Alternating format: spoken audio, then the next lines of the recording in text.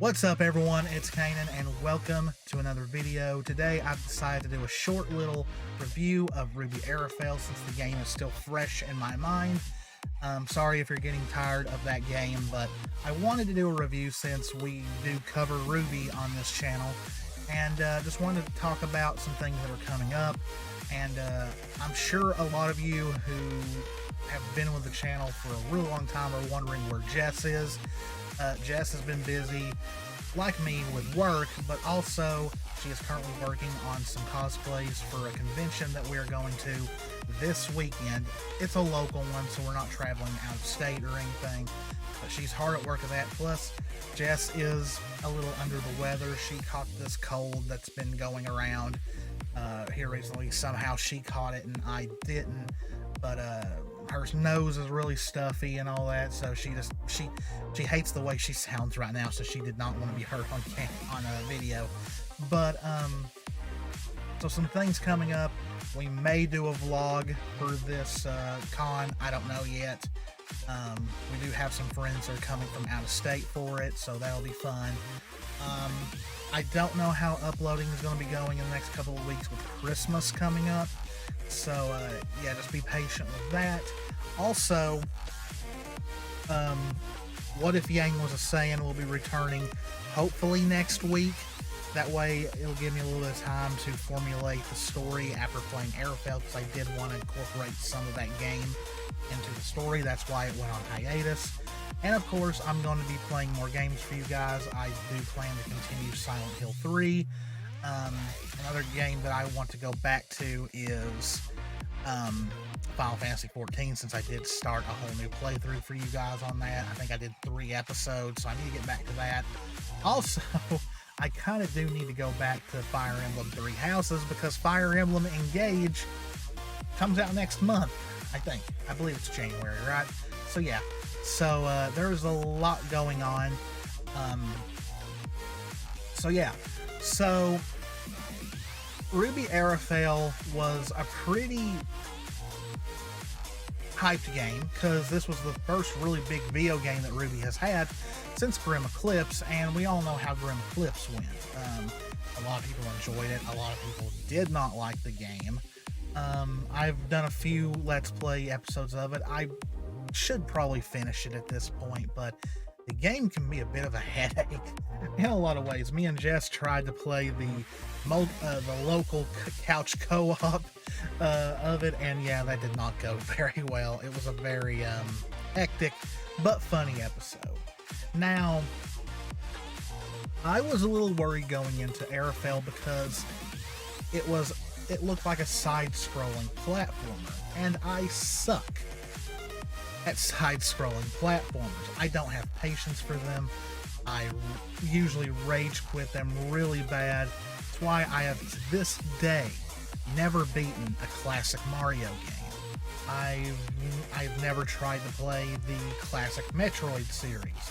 I've never tried to play Castlevania or anything like that, because I am simply not good at those kind of games. The only games I've ever played and beaten under that genre is the Mega Man X series. I have beaten Mega Man X 1 through X8, and it was all because I used a Game Shark disc. Yes, this was back on the PlayStation 2, where they would sell these Game Shark discs that had a bunch of cheat codes on them.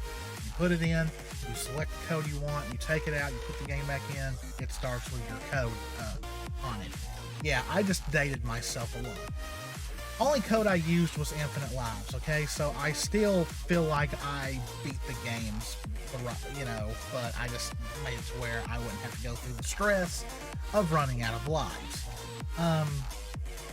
So that I was worried. That's the one thing I was worried about. The fact that this game is canon to the show, and in that it takes place during the events of Volume 7, was very interesting, because I wondered if it would really add anything to the show, or if it would be, yeah, it's canon, but you don't really have to play the game to enjoy the show. Now, of course, you play the game as RWBY, Weiss, Blake, and Yang. You can choose between all 4 girls while playing. If you want to play as one of the girls for pretty much 99% of the game, you can.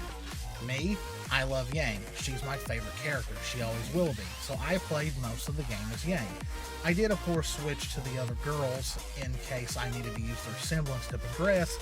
Also, Blake's semblance in this game is very, very broken. She can, I think, almost put out more damage than Yang if you use it correctly. I was worried about what buttons would be that you had to switch between the girls, and thankfully they used the R1 and L1 buttons. This, of course, is me playing the PlayStation 5 version. I'm sure it's definitely different on the other, whether you play it on PC, Switch, and anything else. But it was very easy to switch. The game ran very well. The gameplay was very smooth. That's one thing I was very happy with. The combat was, for the most part, what you'd expect from this kind of game. I remember reading a lot of fans thought the game was too challenging. I'm actually going to disagree with that. I did not think it was challenging enough in a lot of ways. And this is from someone who does not have a lot of patience for these games, and I got hit a lot because of my impatience. I only died once in this entire game. That's good for me because, like I said, I'm not good at side-scrolling platformers. I stink at them. That's one of the few game genres that I don't usually bother with because I'm not good at them. So I thought the difficulty was pretty fair, to tell you the truth. The one stage that got a little difficult was the train, more towards the end of the game. Yeah, that one, I think that's the closest I came to raging, but not close enough for me to actually rage and get mad at the game and quit or anything like that. I think that's the one part where I died, was the train. So game playing wise, it ran great. The cutscenes that were actually animated looked exactly like the show, so that was really, really great because it would kind of take you out of it if the cutscenes looked way drastically different from the show. They were animated beautifully, they ran smooth, they looked great. Of course, Lindsay, Kara, Aaron, and Barbara all came back and voiced Team RWBY, and their voice work is always top-notch. Though the absence of Jean, Ren, Nora, and Oscar was very weird, because even if they didn't get scenes, there were still characters from the show that showed up. The Aesops, Penny, Pietro, Maria, Winter, Pro, they're all in the game. Not all of them get animated scenes, but they're at least part of the game, part of a side quest or something like that. But no Jean, no Ren, no Nora, no Oscar, no Robin, no Happy Huntresses, none of that. So yeah, so unless they were on other missions or something, I don't know. But they're not even, I don't think they're even mentioned once at all, even in any of the dialogue. So that was weird. Music, I actually enjoyed. There is a new game. There is a new song sung by Casey. That was what you would expect from a Casey and Jeff Williams RWBY song. It's great. There are some songs in it that were not sung by Casey. There was one for the very last stage, I believe. It was catchy. It's not what I expected, but it was still catchy. So yeah, I did not think the soundtrack is really all that bad. I would have liked more Casey songs, but you can't really do much about that. You know, who knows what they had going on at the time, because this game was in development for a good while. It kind of shocked me that it was as long as it was in development, and yet the game, I believe, is only like 5 chapters long. That seems short, but the chapters differ in length, it seemed like. Some of the side quests took a good batch of time. Like, there was some side quests that literally almost took me an hour to play through. So yeah, I think I beat it in less than 8 hours. So yeah, that long of development time for an 8-hour game kind of threw me off a little bit. you know, but I would have liked it to be a little bit longer, but it's all right. I think I finished the game in 8 episodes, so that's 8 episodes for each hour, you know, an episode an hour. The one thing that kind of bugged me about the entire game was the very little we saw of Team Briar. Team Briar was advertised to be this whole new mysterious huntress team, and they're literally only in about 2 chapters, and that's about it. They're seen in one animated scene where they're introduced. They don't stick around very long, and then they're brought toward the end of the game as what you thought maybe are villains, but they're being used and stuff like that. So yeah, that was one thing I was disappointed in. Just not a whole lot of Team Briar. And then, of course, you have 2 other characters. Well, you had a few characters that were introduced in this, but the 2 characters that had larger roles were Thormain and Harper. And, of course, when they were first shown, I was like, who are these people? You know, why have we never seen them? It is explained in the game why we've never seen them, but that's another thing that kind of worries me about this game. It's canon, yet the events of this game literally have no effect on the actual show. If anything, it's a story that kind of helps the continued growth of Team RWBY as a team. That's one thing I can say that it might be worth definitely playing if you're watching the show and decide you want to integrate this game into your experience of watching the show. I know a long time ago they said Grim Eclipse takes place during the events between volumes 2 and 3, but there is literally nothing, I don't think, about Grim Eclipse that really matters for the show. This one, like I said, it does kind of, in the end, build Team RWBY more as a team that is getting better, is getting stronger, and their bonds together are getting stronger. But as far as like 100%, is this game needed to enjoy the show? Sadly, no, it's not.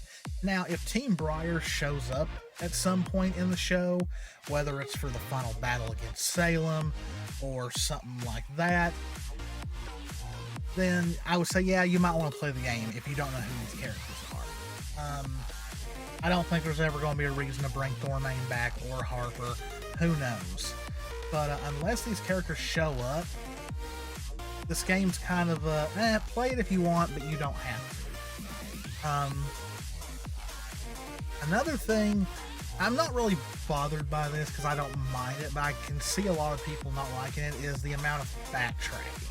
There's a lot of backtracking in this game as far as going back to old stages to get items you couldn't reach before, because all 4 girls get upgrades to their semblances. RWBY can go farther with her semblance. Weiss gets a second platform. Blake is able to summon 2 shadows instead of 1. And sadly, Yang's is really the only one that doesn't really get like a visual upgrade. It's just that she can go from breaking regular rock blocks to metal ones. But yeah, once you get the upgrades, that opens up areas that you couldn't get to originally in the game, and pretty much you use them to get chests that have skill points in them, and that's about it. Now, of course, if you're wanting to 100% complete the game, you pretty much have to do that. You have to go back through each and, like, not every one of them, but most of them, to get the places you couldn't reach or access, just if you want to fully max out all 4 members of Team RWBY, which I did. I maxed out all 4 members, and it's weird. Like, each character kind of has their stats kind of where you would think they would match. Like, RWBY and Blake kind of seem, for me, in the middle as far as damage output goes. Weiss did kind of come off as the weaker of all four as far as physical damage goes, and Yang, of course, felt like she delivered the most damage. So I kind of like that. I kind of like how they kind of balanced them all the way that you would kind of expect. Though I guess RWBY might do a little bit more damage than Blake, but thanks to Blake's semblance, she's kind of broken in a lot of ways. If you can get an enemy in between her two clones and her as well, and all three of them hitting an enemy all at once, you're like getting triple damage big time. That really, I think, helped me the most in the final boss. The boss fights are actually really fun. I believe the first one, the Mammoth Grim, I do not remember the name of it. It's late, forgive me. But isn't it Goliath? Is that what it's? I don't know. That boss seemed to really trip a lot of people up. I know Klaxon, I think, said that they were on it for like 40 minutes. They spent 40 minutes trying to beat it. I used the Mega Man method: stay up high, stay close to the wall, and just fire and all that, and it worked. But final verdict. Okay, so great gameplay, great animated cutscenes that are literally ripped out of the show. Great soundtrack. The game is fun. I will say that it is a very fun game. The only bad parts of it is some backtracking. A lot of the characters announced in it that debut in it are never mentioned in the show. They're never even hinted at. Not much of Team Briar. Would have really liked to have seen more of them. And the fact that even though this game is canon, there's really no need, as of right now, to play it if you want to understand the full story of the show. So besides that, I literally enjoyed this game enough to give it a 9 out of 10. I think it is very enjoyable. I think it is the best RWBY video game so far, way above Grim Eclipse, and most of the other RWBY video games we've gotten since then have been mobile games. So this is technically only the second big console release for RWBY, but it's a very good sophomore outing. Now, WayForward has confirmed that there will be a physical edition of this game, and I do plan to, yes, buy it once again, because I love physical media. I love to actually own my games and put them on my shelf. Biggest reason why I bought this digitally is because I wanted to play it ASAP. Because who knows how long it'll be until that actually comes out. Because I think Limited Run is once again doing it. And rest assured, if there is a collector's edition, I will try my best to get a hold of it so we can do another unboxing. But yes, RWBY Arrowfell was very enjoyable. A little bit of nitpicks here and there as far as like its importance to the overall story of RWBY, to Team Briar being very hyped up and barely being in the game. It's still overshadowed by a very fun game with a really fun gameplay, very funny writing. A lot of people didn't like that the characters kind of came off as a little OC in this, but I don't really think it's that big a deal. But overall, 9 out of 10, great game. If you're a RWBY fan, you will definitely enjoy it. And that's about it for this review, guys. I know it's very short, very bare bones, just me talking to the camera, but we've got a lot going on. Don't know yet what's going to be up on Friday, because this video is going up on Saturday to make up us missing Wednesday, but we'll see what we got. As always, guys, this is Canaan. Me and Jess love you all very, very much. Stay safe out there. Take care of yourselves. Please remember to like, subscribe, comment, and we will see you in the next one. See ya.